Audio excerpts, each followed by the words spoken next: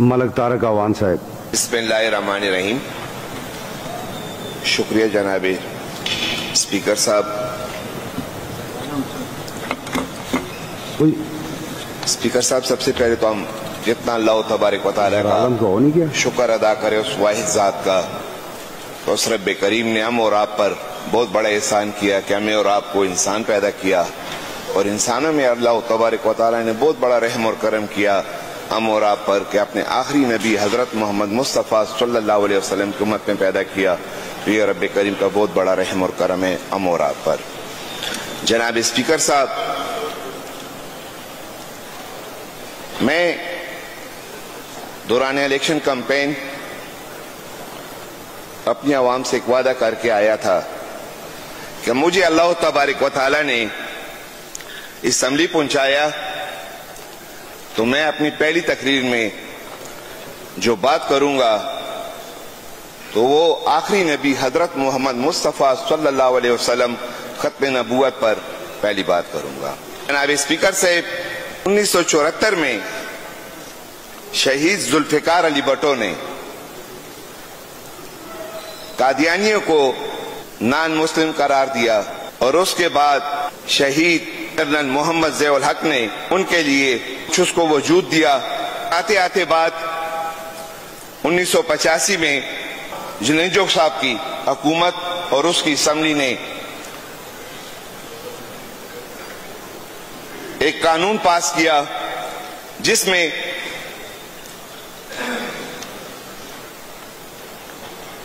کہ قادیانیوں کے خلاف 295 سی اور 295 بھی، اس قانون کے تحت ان پہ ایف آئی آر درج ہوتی ہے. کئی ایف آئی آر درج ہوئی. کہنے کا مقصد یہ ہے جناب اسپیکر صاحب کہ اس قانون میں مزید میری التجا یہ ہے اس ہاؤس سے، اور انشاءاللہ تعالی الرحمن آگے جا کے پھر اس پہ تفصیلی آؤں گا کہ اس میں عدالتوں میں جو فیصلے ہوتے ہیں، عدالتیں انتہائی سست روی کا اختیار رہتی ہیں. میری گزارش یہ ہوگی کہ یہ فیصلے جتنے بھی ہیں 3 سے 4 مہینوں میں ہونے چاہیے. ایسے قانون ہمیں لانے چاہیے کہ دل آزاری نہ ہو اور اس قسم کے واقعات نہ ہو کہ جس طرح کے کئی عدالتوں میں ثبوت موجود ہیں. اسپیکر صاحب، میرا جس حلقے سے تعلق ہے پی کے بیاسی پشاور، آپ یقین کریں اگر آپ میرے ساتھ جائیں تو میں آپ کو وہاں پہ بتاؤں کہ پچھلے کئی سالوں سے آپ دیکھیں تو وہاں پہ حکومت نام کی چیز آپ کہیں گے کہ رہی نہیں ہے. وہاں پہ پینے کے پانی کا مسئلہ، وہاں پہ نکاسیاب کا مسئلہ، وہاں پہ ہیلتھ کا مسئلہ، وہاں پہ ایجوکیشن کا مسئلہ، وہاں پہ مجھے ہر قسم کی ضرورت کا سامنا ہے. اور اس کے ساتھ ساتھ پھر بے روزگاری. جناب اسپیکر صاحب، جہاں تک بے روزگاری کی بات آ جائے، ابھی ہمارے یہاں پہ پیچھے حکومت نے ہمارے کسوخانی بازار کو بہت اچھے طریقے سے بنایا اور اس کو اس شکل میں لے کے آئی کہ جو کہ 1910 1920 1915 اس شکل میں اس کو لے کے آئی.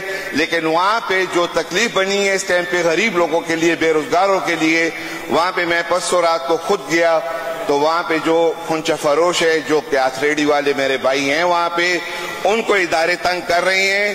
اور جب اداروں سے میں نے رابطہ کیے تو انہوں نے جناب اسپیکر صاحب بڑا سمپل جواب دیے کہ ہم پہ اوپر سے لوڈ ہے. جناب اسپیکر، یہاں پہ بے روزگاری یہاں تک جنم لے چکی ہے کہ ہمارے یہاں پہ اسٹریٹ کرائم بڑھ چکا ہے، چوری ڈکیتی بڑھ چکی ہے. اگر یہ سینکڑوں لوگ جو قصہ خانی میں اپنے بچوں کے لیے رزق حلال کما رہے ہیں اور یہ اوپر کا دباؤ ادارے پہ ختم نہ ہوا تو یہ سینکڑوں لوگ کس طرف جائیں گے؟ یہ کیا کریں گے؟ جناب اسپیکر صاحب مہربانی کریں کہ یہ اوپر والا دباؤ جہاں سے بھی ہے وہ ختم کریں۔ جناب اسپیکر میں آپ کا شکریہ ادا کرتا ہوں کہ آپ نے مجھے ٹائم دیا۔ اس کے ساتھ ساتھ ایک دوسرے بے روزگار لوگوں کا مسئلہ، میرے پشاور میں رکشے والے میرے بھائی ہزاروں رکشے پکڑ کر ضبط کر رہی ہے گورنمنٹ، ان کے لیے پرمٹ کا ایشو بنایا ہوا ہے کہ پرمٹ کی لمٹ ختم ہو چکی ہے۔ میری آپ سے گزارش ہے کہ آپ مہربانی کریں جناب اسپیکر صاحب کہ ان رکشے والوں کے لیے ان کے جتنے بھی رکشے پکڑے ہوئے ہیں فوراً ان کے حوالے کیے جائے مالکان کے، اور میری گزارش یہ ہے کہ ان کے لیے رکشوں اور پرمٹ کے لیے کوئی آسان طریقہ کار واضح کیا جائے۔ جناب اسپیکر، مائیں بہنیں بیٹی سب کی سانجھی ہوتی ہے۔ جناب اسپیکر صاحب، اس عوام میں ہماری ایک پاکستانی بیٹی، ہماری ایک بہن جس کی جس الفاظوں میں جو یاد کی گئی، ٹھیک ہے کہ اس کا تعلق اپوزیشن سے ہے، لیکن وہ اس پاکستان کی بیٹی ہے، اس معزز عوام کی رکن ہے۔